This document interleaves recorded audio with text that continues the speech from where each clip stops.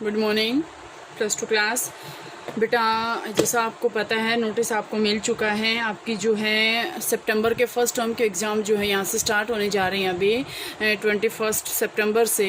और उसमें आपके जो है first, second, third, fourth, fifth और 7th unit, first, second, third, fourth, fifth, 6th unit आपकी कंप्लीट जो है यहाँ से सिलेबस में से कट ऑफ हो चुकी हैं।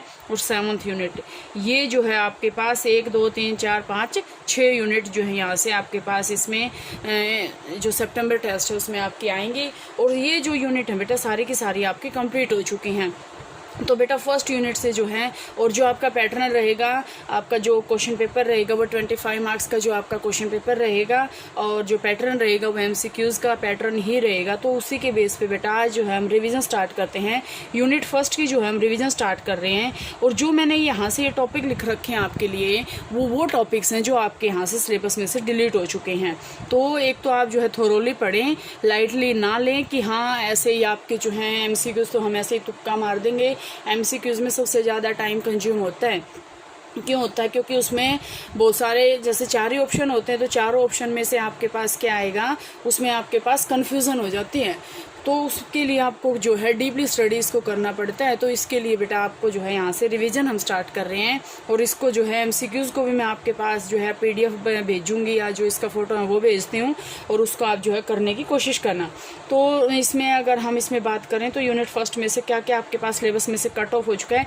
देखो कट हुआ था उससे पहले हमने ये यूनिट कर ली थी, तो ये सारे टॉपिक्स मैंने आपको करवा रखे हैं।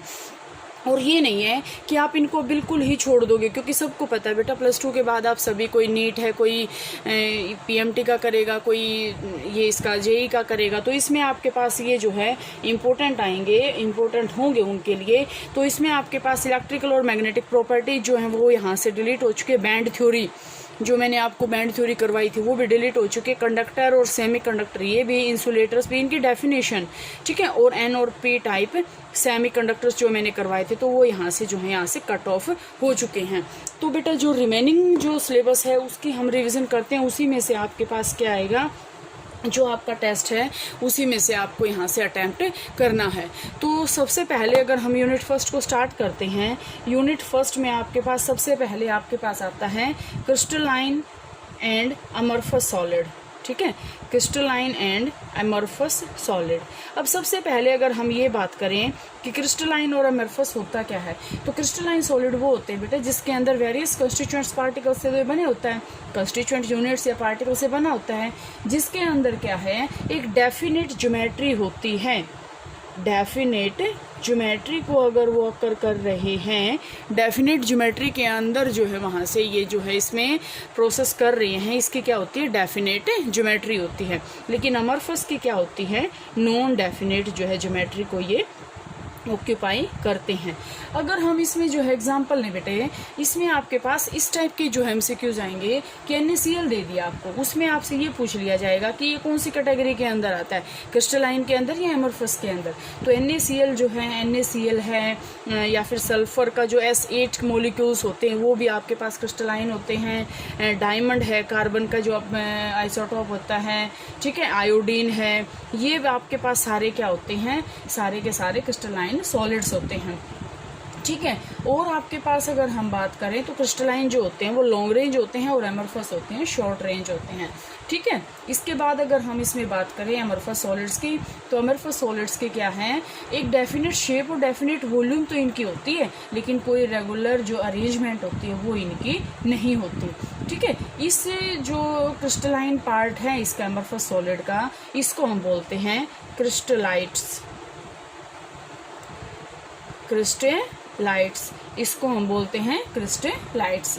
तो यहाँ से अगर हम इसमें बात करें तो क्रिस्टलाइन की और अमorphous में आपके पास क्या आएंगे, इसमें आपके पास अगर हम और इनका जो है इसकी जो है प्रॉपर्टीज़ को पढ़ें तो अमorphous सॉलिड्स को हम स्यूडो सॉलिड्स भी बोलते हैं।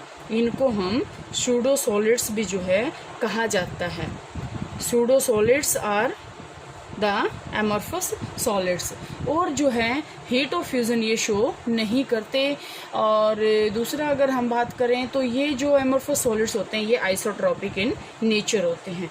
तो मेन तो देखो आपके लिए यही है, आपसे कोई ये नहीं पूछने बैठेगा कि आप जो है यहाँ से अमorphous की और जो है इसकी क्रिस्टलाइन सॉलिड्स के आप जो है यहाँ से करैक्टरिस्टिक्स बताएं, तो ये तो देखो आपका लेवल नहीं है। इसके बाद अगर हम बात करते हैं मॉलिक्यूलर सॉलिड्स की, या फिर अगर हम बात करें आयनिक सॉलिड्स की, तो मॉलिक्यूलर सॉलिड्स के अंदर हम क्या बात करेंगे, आयनिक सॉलिड्स हम क्या करेंगे। मॉलिक्यूलर सॉलिड्स आपके पास क्या होते हैं, मॉलिक्यूलर सॉलिड्स में आपके पास 3 टाइप्स के आएंगे, non polar, polar and hydrogen bonded molecular solids. ठीक है, ये 3 टाइप्स के आएंगे आपके पास। नॉन पोलर आपके पास क्या आएंगे, जिसमें आपके पास सॉफ्ट होंगे और नॉन कंडक्टर ऑफ इलेक्ट्रिसिटी होंगे ये, क्योंकि नॉन पोलर हैं, पोलैरिटी तो है ही नहीं इनके पास, मतलब कोई चार्ज इनके पास नहीं है, तो ये इलेक्ट्रिसिटी को कंडक्ट नहीं करेंगे। लेकिन पोलर की अगर हम बात करते हैं, जैसे आपके पास पोलर में एग्जाम्पल लेते हैं मैं HCl का, या फिर मैं एग्जाम्पल लेते हैं SO2 का, तो ये आपके पास क्या होते हैं, पोलर होते हैं, और इसके बेस पे आप इनको क्लासीफाई कर सकते हैं। हाइड्रोजन बॉन्डेड का अगर हम बात करें, तो हाइड्रोजन बॉन्डिंग आपको 11th क्लास से आ रही है, जैसे हाइड्रोजन और फ्लोरीन के बीच में HF का, ठीक है, या हाइड्रोजन और नाइट्रोजन के बीच में हाइड्रोजन बॉन्डिंग। तो ये आपके पास जो मॉलिक्यूल्स, जैसे अगर हम बात करें HF की, या फिर अगर हम बात करें NH3 की, तो ये, या फिर अगर हम बात करें H2O की, तो ये सारे के सारे क्या आते हैं, हाइड्रोजन बॉन्डिंग में, मॉलिक्यूलर में। इसके बाद अगर हम बात करते हैं आयनिक सॉलिड्स की, तो आयनिक सॉलिड्स के अंदर आपके पास क्या आते हैं, आयनिक सॉलिड्स में आपके पास आएंगे कि आयंस क्या होते हैं, या तो पॉजिटिव चार्ज या फिर नेगेटिव चार्ज। तो पॉजिटिव और नेगेटिव चार्ज जो स्पीसीज होती हैं, वो एक रेगुलर मोमेंट में अगर क्रिस्टल की फॉर्म में अगर वो अरेंज हैं, अगर वो किसी एक रेगुलर फॉर्म में पॉजिटिव और नेगेटिव अरेंज है, तो उसको हम बोलते हैं आयनिक सॉलिड्स। ये हार्ड होते हैं, ब्रिटल नेचर होते हैं, high melting and boiling point होता है। आयनिक जो सब्सटेंस होते हैं, 10th क्लास की बात है आपके पास ये। इसके बाद अगर हम बात करें मेटालिक सॉलिड्स की, तो मेटालिक सॉलिड्स में आपके पास क्या आता है, मेटालिक सॉलिड्स में आपके पास आता है कि एक तो आपके पास जो है मेटालिक कैटायंस जो होते हैं, यहाँ से आपके पास ये बात आ सकती है, यहाँ से ये क्वेश्चन आपके लिए इंपॉर्टेंट है।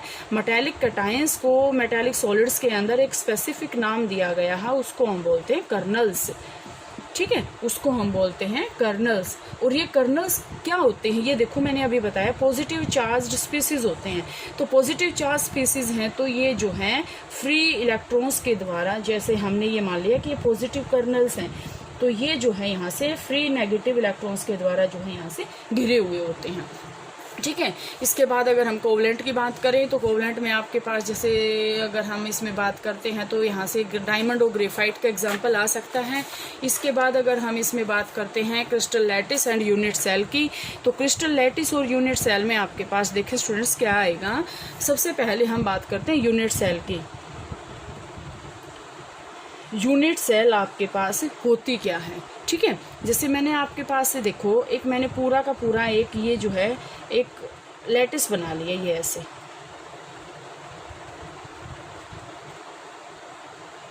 ठीक है। अब ये जो है यहाँ पे बहुत सारे ऐसे स्ट्रक्चर बने हुए हैं, बोर्ड पे ऐसे पॉसिबल नहीं है ये बनाना। ये जो है ऊपर भी, यहाँ भी, यहाँ भी, यहाँ भी, और यहाँ भी, यहाँ भी, और यहाँ भी, ये जो है एक पूरा स्ट्रक्चर बना हुआ है। तो एक ये यूनिट है ना, ये एक सेल है, इसको हम बोलते हैं यूनिट सेल। और यूनिट सेल मैंने आपको क्या बताया था, स्मॉलेस्ट पोर्शन आपको बताया था। यूनिट सेल आपके पास क्या होता है, स्मॉलेस्ट पोर्शन होता है स्पेस के अंदर। स्मॉलेस्ट पोर्शन है जो स्पेस के अंदर पार्टिकल्स होते हैं, उसका स्मॉलेस्ट पोर्शन को हम क्या बोलते हैं, यूनिट सेल। इसके बाद अगर हम बात करते हैं इसके सिंपल यूनिट सेल, तो सिंपल यूनिट सेल में आपके पास ये सिंपल यूनिट सेल है आपके पास, ठीक है। सिंपल यूनिट सेल अरेंज्ड है, आइटम्स आयंस या मॉलिक्यूल्स जो है सिर्फ कॉर्नर्स पे प्रेजेंट है। मैं अगर यहाँ से इसका दोबारा से बनाऊँ आपके पास, तो जैसे ध्यान से देखना स्टूडेंट्स, ये आपके पास मैंने एक जो है ये बना दी मैंने यहाँ से, ठीक है, ये यहाँ से ये स्ट्रक्चर है। अगर इसके ये आपके पास क्या होते हैं, सारे के सारे कॉर्नर्स, अगर सारे के सारे एटम जो है सिर्फ कॉर्नर्स पे प्रेजेंट है, तो ये आपके पास है simple cubic unit cell. Simple cubic unit cell, ठीक है। अब आपके पास आता फेस सेंटर्ड। अब वही सेम आपको फिर से बनाना पड़ेगा। ये आपके पास एमसीक्यूज में आ सकता है कि फेस सेंटर्ड में कंट्रीब्यूशन कितना होता है, एल सेंटर्ड में कितना होता है। एमसीक्यूज क्वेश्चन इसी टाइप के बनेंगे आपके पास। और आपको ये जो है, मैं अभी फिर आपसे कह रही हूँ, इसको डीपली ले लें, कोई लाइटली ना लें। अब अगर हम इसमें बात करते हैं, सेंटर्ड यूनिट सेल के अंदर आएगा ये फेस सेंटर्ड में। तो फेस सेंटर्ड में देखो कॉर्नर तो जो आपके पास है वो सभी के होंगे, ये तो सभी में कॉर्नर आएंगे, ठीक है। फेस सेंटर्ड अब देखो कौन से फेस हैं, 1 2 3 4 5 6, ठीक है। यहाँ से ये कितने हैं इसके कॉर्नर, 6। तो यहाँ से इसमें आपके पास क्या आएंगे, देखो एक ऊपर एक नीचे, एक दाएं एक बाएं, और एक साइड में और एक यहाँ से ऐसे, ठीक है। तो ये आपके पास है फेस सेंटर्ड। अगर हम बात करते हैं बॉडी सेंटर्ड की, तो यहाँ से ये आपके पास वही फिर से यूनिट सेल बनानी पड़ेगी आपको। ये आपकी यूनिट सेल बन गई यहाँ से।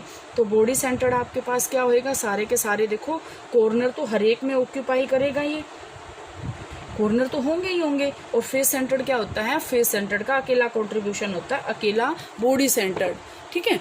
सॉरी, फेस सेंटर्ड नहीं, बॉडी सेंटर्ड। बॉडी सेंटर्ड में अकेला कंट्रीब्यूशन होता है इसके अंदर। अगर हम इसमें बात करते हैं 3 डायमेंशनल की, 3 डायमेंशनल में आपके पास जो आपके पास एक टेबल गिवन है बेटा, टेबल आपके पास है जो मैं अगर आपको बताऊं तो आपकी बुक में गिवन है ये table. 7 types of crystal system, यहाँ तक आप इसमें पढ़ोगे। इसमें आपको ये आता है A=B=C, ठीक है, या A=B is not equal to C। ये आपके पास अल्फा =बीटा गामा। तो यहाँ से ये आपके पास इसमें आएगा। और ये जो है 90 का एंगल जो भी है ये आपके पास यहाँ से आएगा। सिमेट्री जो है इसके बाद आपका जो टॉपिक है वो करवाऊंगे, और इसके बेस पे आप जो क्वेश्चन है यहाँ तक आप करोगे।